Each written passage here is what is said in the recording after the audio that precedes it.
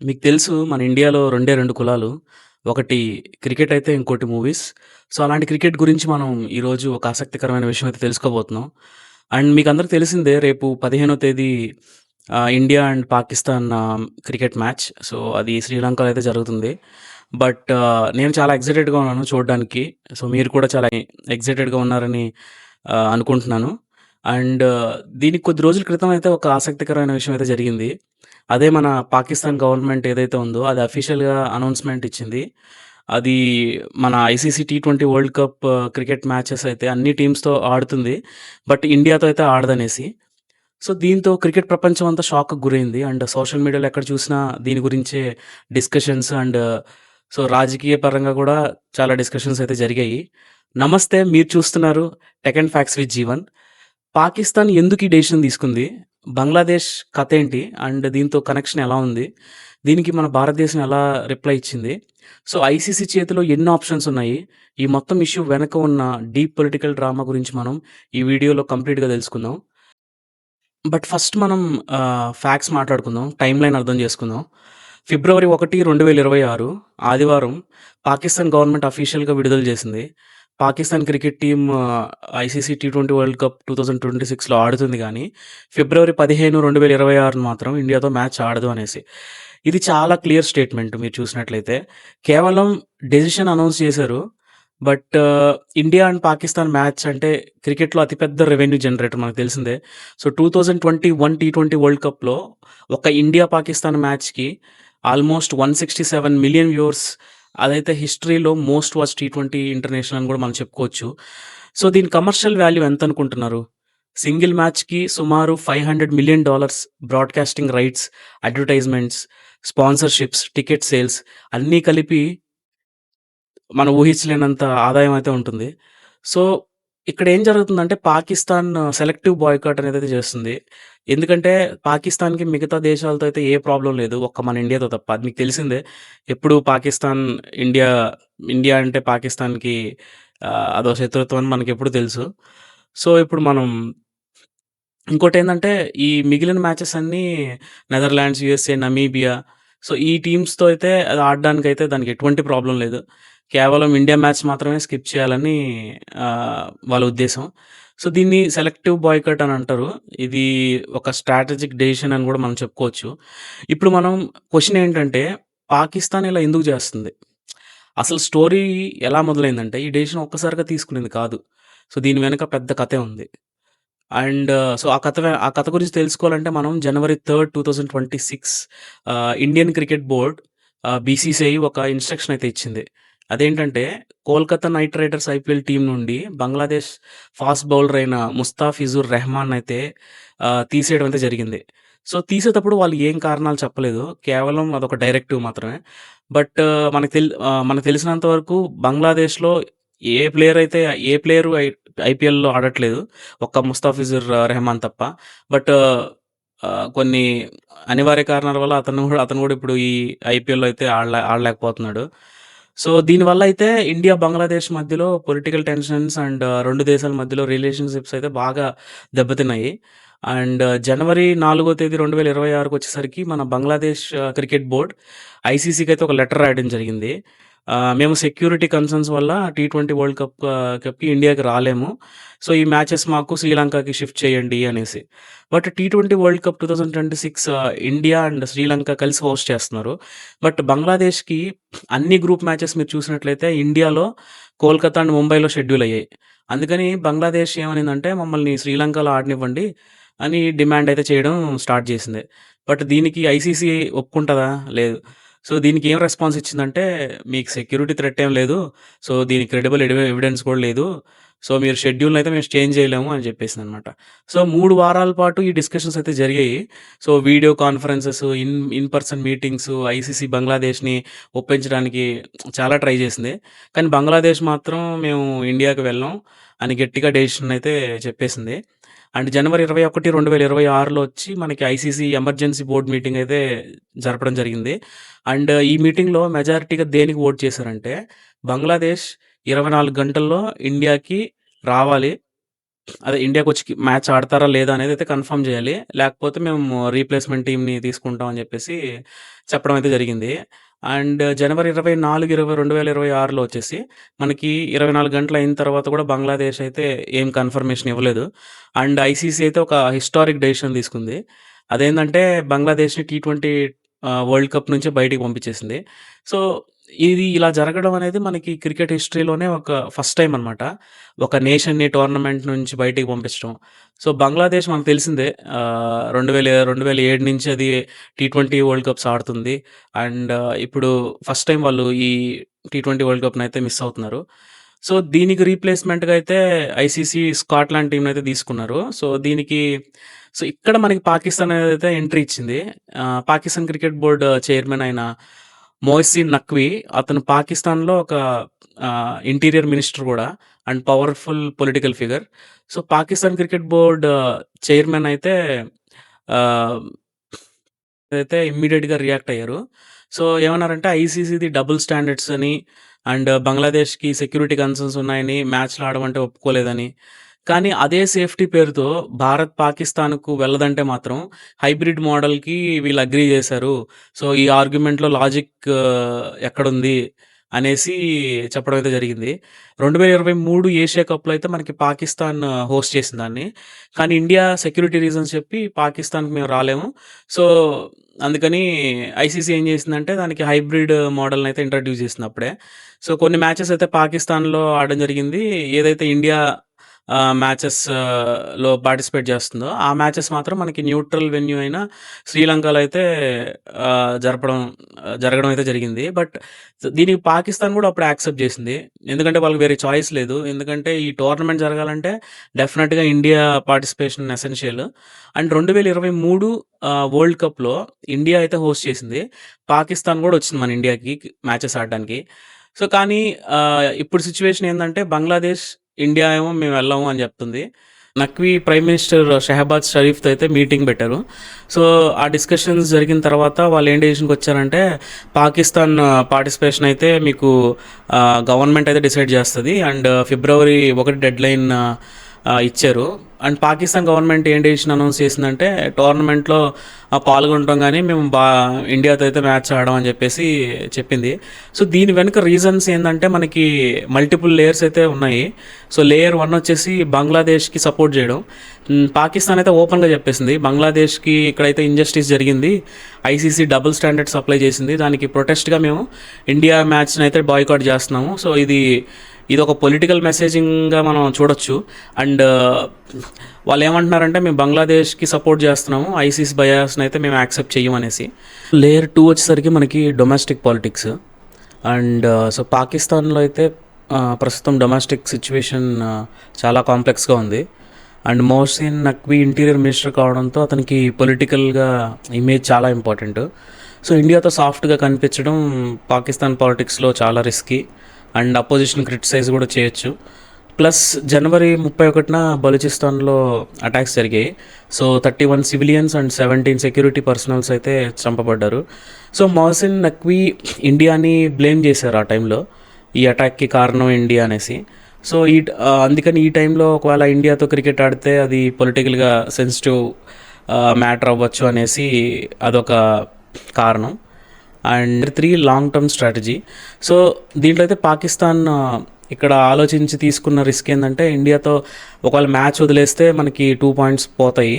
And group స్టేజ్‌లో qualification కష్టం అవుతుంది. కానీ ఇంపాసిబుల్ అయితే కాదు. ఏంటి so, Bharat cricket board BCCI ఈ డెసిషన్‌తో చాలా కామ్‌గా ఉంది. సో, అఫీషియల్ స్టేట్మెంట్ ఏమిచ్చిందంటే ఇది పాకిస్తాన్ యొక్క డెసిషను. సో, మేము టోర్నమెంట్ ప్రకారం ఆడతాం. అండ్ ఫిబ్రవరి 15న మేము ఫీల్డ్ మీదకైతే రెడీగా ఉంటాము. సో, ఇండియా స్ట్రాటజిక్‌గా మూవ్ అయింది ఇక్కడ. పాకిస్తాన్ వదిలేస్తే ఇండియాకి ఆటోమేటిక్‌గా 2 పాయింట్స్ అయితే వస్తాయి.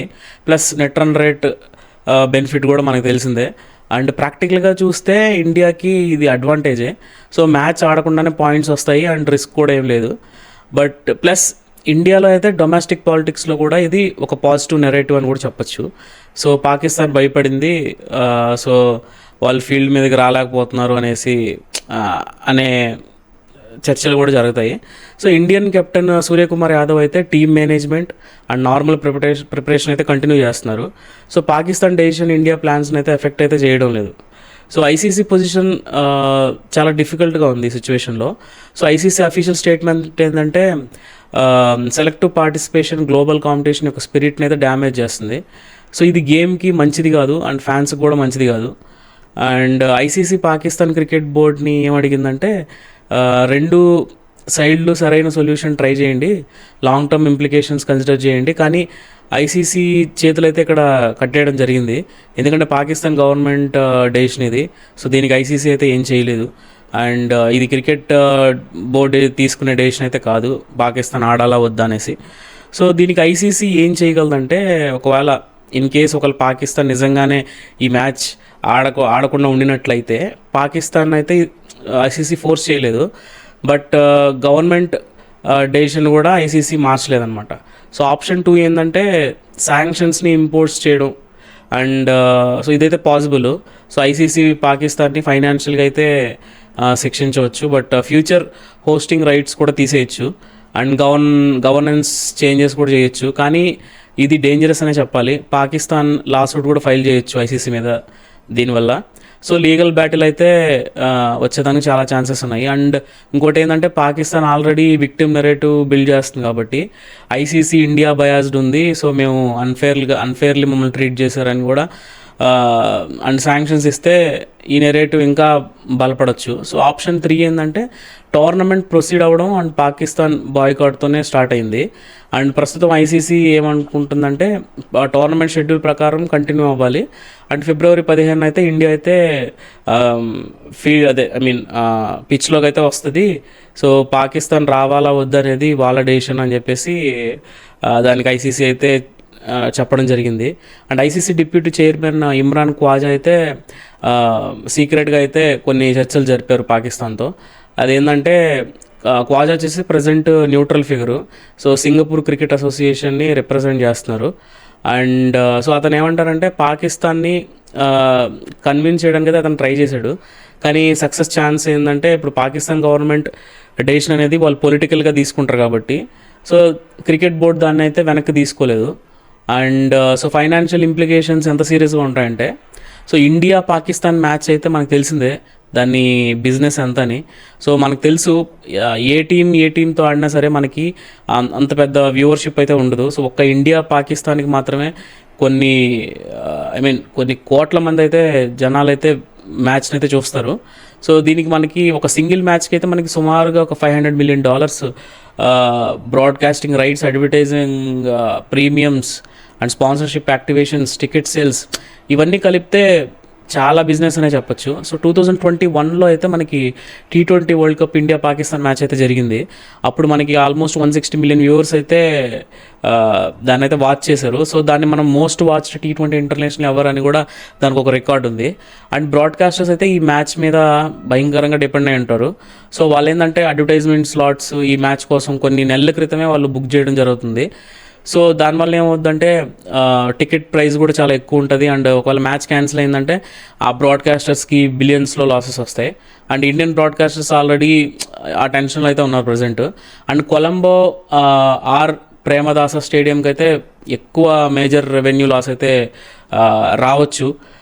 సో మనకు తెలిసిందే శ్రీలంక ఆల్రెడీ ఎకనామిక్ క్రైసిస్లో నుంచి ఇప్పుడిప్పుడే కోలుకుంటుంది, బట్ స్టిల్ ఇది ఒక ఊరటనిస్తుందని ఒకవేళ మ్యాచ్ జరిగితే వాళ్ళకి ఒక భరోసా అయితే ఉండవచ్చు. బట్ ఇన్ కేస్ ఒకవేళ పాకిస్తాన్ రాకపోయినట్లయితే చాలా లాస్ అనేది చెప్పచ్చు. సో ఇంకోటి ఏంటంటే బిగ్గెస్ట్ మ్యాచ్ డే ఆపర్చునిటీ అయితే పోతుంది వాళ్ళకి. అండ్ ఐసీసీకి కూడా చాలా ఇంపాక్ట్ దీనివల్ల. సో టోర్నమెంట్ ఓవరాల్ వాల్యూ అయితే తగ్గిపోతుంది, ఎందుకంటే మనకు తెలుసు క్రికెట్ మ్యాచెస్కి మెయిన్ ఈ స్పాన్సర్షిప్స్ అండ్ సో ఈ అడ్వర్టైజ్మెంట్స్ అండ్ సో వీటిలన్నింటి మీద డిపెండ్ అయి ఉంటుంది. కాబట్టి ఒక మ్యాచ్ క్యాన్సిల్ అయినా సరే ఈ వీటిలన్నిటికీ డెఫినెట్గా అది ఇంపాక్ట్ అయితే అవుతుంది. అండ్ ఇంకోటి ఏంటంటే పాకిస్తాన్ క్రికెట్ బోర్డుకి కూడా ఇది లాంగ్ టర్మ్ ఫైనాన్షియల్ డ్యామేజే, ఎందుకంటే మనకి ఐసీసీ రెవెన్యూ షేర్ అయితే ఫ్రీజ్ చేస్తారు. అండ్ శాంక్షన్స్ ఒకవేళ వచ్చినట్లయితే అది ఓవర్సీస్ ప్లేయర్స్కి పిఎస్ఎల్లో కూడా రాకపోవచ్చు. అండ్ అందరికీ లాస్ దీనివల్ల. సో ఎవరికి డైరెక్ట్గా అయితే బెనిఫిట్ అయితే లేదు, కానీ ఇది దీనికి main reasons mostly political reasons అనే మనం చెప్పుకోవచ్చు. అండ్ ఇక్కడ బార్డర్ పర్స్పెక్టివ్ కూడా చూద్దాం. ఇండియా పాకిస్తాన్ క్రికెట్ ఇది కేవలం ఆట అయితే కాదు, మనకు తెలిసిందే. ఇది ఒక సింబల్ అండ్ పాలిటిక్స్లో ఇది ఒక భాగం అనే మనం చెప్పుకోవచ్చు. సో 1947 పార్టీషన్స్ తర్వాత మనకి ఏవైతే యుద్ధాలు జరిగాయో, సో కాశ్మీర్ డిస్ప్యూట్ కానివ్వండి, అండ్ టెర్రరిజం ఇష్యూస్ అయితే, న్యూక్లియర్ వెపన్స్, ఇవన్నీ బ్యాక్గ్రౌండ్లో అయితే ఉన్నాయి. సో క్రికెట్ ఏంటంటే ఒకప్పుడు ఒక బ్రిడ్జ్లా ఉండేది. 1987 జియావుల్ హక్ బోర్బన్ stadium visit, so 1999 Vajpayee Lahore bus journey, so 2005 Manmohan Singh cricket diplomacy and cricket సంబంధాల్లో మెరుగుదల కోసం ప్లాట్ఫామ్ అయ్యేది. కానీ 2008 ముంబై అటాక్స్ తర్వాత మాత్రం బైలేటరల్ క్రికెట్ ఆల్మోస్ట్ ఆగిపోయింది. సో 2012 తర్వాత అయితే ఇండియా పాకిస్తాన్ మధ్య రెండు దేశాల మధ్య మనకి సిరీసే జరగలేదు అండ్ మల్టీలేటరల్ టోర్నమెంట్స్లో మాత్రమే మనకి కనిపిస్తూ ఉన్నారు. So Asian cup, world cup, champions trophy, so ఇప్పుడు ఇవి కూడా కాంప్లికేట్ అవుతున్నాయి. అండ్ 2023 ఏషియా కప్ అయితే మనకి తెలిసింది, అది హైబ్రిడ్ మోడల్లో జరిగింది. And 2025 champions trophy Pakistan host, కానీ ఇండియా పాకిస్తాన్కి అయితే వెళ్ళలేదు. అగైన్ మళ్ళీ హైబ్రిడ్ మోడల్ అయితే రావడం జరిగింది. సో ఇప్పుడు చూస్తే మనకి 2026 T20 వరల్డ్ కప్, ఇది కూడా వాళ్ళు సెలెక్టివ్గా బాయ్కాట్ చేశారు. అండ్ ఈ ప్యాటర్న్ మనకు క్లియర్గా అర్థమవుతుంది కదా, ఎందుకంటే ఇది పొలిటికల్ టెన్షన్స్ అయితే మనకి క్రికెట్ మీద ఒక నీడలా పడుతున్నాయి. So Indian cricketer Ravichandra Ashwin ఏమంటున్నాడంటే పాకిస్తాన్ డెసిషన్ రివర్స్ ఖచ్చితంగా చేస్తుందని. సో అది అతను ముందే ప్రిడిక్ట్ చేయడం జరిగింది. సో ఇప్పుడు మనకు తెలిసిందే, వాళ్ళు డెసిషన్ని వెనక్కి తీసుకొని ఇప్పుడు మన ఇండియాతో అయితే మ్యాచ్ ఆడుతున్నారు రేపు. అండ్ సో ఇది ఎందుకంటే ఇది ఫైనాన్షియల్ ప్రెజరు, అనవసరంగా ఈ బ్రాడ్కాస్టర్ ఆల్రెడీ పాకిస్తాను ఎకనామిక్గా చాలా వీక్గా ఉంది. సో ఇటువంటి టైంలో ఇలాంటి పనులు చేయడం వల్ల వాళ్ళకే ఇబ్బంది, కానీ ఇండియాకి ఎటువంటి నష్టం అయితే జరగదు. సో అది మనం గమనించవచ్చు. అండ్ సో ఇవన్నీ చూస్తే మనకి వ్యాలిడ్ పాయింట్స్ అనే చెప్పొచ్చు, ఎవరెవరి పర్స్పెక్టివ్లో వాళ్ళది. సో వీటన్నిటికైతే లిమిటేషన్స్ అయితే డెఫినెట్గా ఉన్నాయి అండ్ అందరికీ కంపల్షన్స్. సో ఎక్కడ మనం ఈ హేట్ స్పీచ్ని అయితే మనం స్ప్రెడ్ చేయకూడదు, ఎందుకంటే అది సొల్యూషన్ అయితే కాదు. సో బ్లైండ్ నేషనలిజం అనేది ఇక్కడ సొల్యూషన్ అయితే కాదు. And rational analysis, context understanding, multiple పర్స్పెక్టివ్స్ని అయితే మనం రెస్పెక్ట్ ఇవ్వాలి. దీని మీద మీ ఒపీనియన్ ఏంటి? పాకిస్తాన్ డెసిషన్ జస్టిఫైడా అండ్ ఇండియా అప్రోచ్ కరెక్ట్గా ఉందా? అండ్ ఐసీసీ ఇక్కడ ఎటువంటి డెసిషన్ తీసుకుంటే బెటరు? సో కమెంట్స్ సెక్షన్లో మీ పర్స్పెక్టివ్ని అయితే షేర్ చేయండి. అండ్ ఈ వీడియో యూస్ఫుల్ అనిపిస్తే షేర్ చేయండి. ఛానల్ సబ్స్క్రైబ్ చేస్తే ఇలా world affairs, geo politics, cricket politics topics మీద డీటెయిల్ అనాలిసిస్ రెగ్యులర్గా వస్తూనే ఉంటాయి. అండ్ సో క్రికెట్ అనేది జస్ట్ స్పోర్ట్ కాదు, ఒక bridge between people, emotions and passion. So దీన్ని పాలిటిక్స్ వల్ల మనం సాక్రిఫైస్ చేయకూడదు, దీనివల్ల అందరికీ లాసే. సో మీరందరూ ఇన్ఫార్మ్డ్గా ఉండండి, బట్ రేషనల్గా థింక్ చేయండి. హేట్ని అయితే ఎవరు స్ప్రెడ్ చేయొద్దు. సో క్రికెట్ అయితే విన్ అవ్వాలి, స్పోర్ట్ విన్ అవ్వాలి, పీపుల్ విన్ అవ్వాలి అని మనసారా కోరుకుంటున్నాను. మళ్ళీ మనం ఇంకో వీడియోతో కలుసుకుందాం. జై హింద్.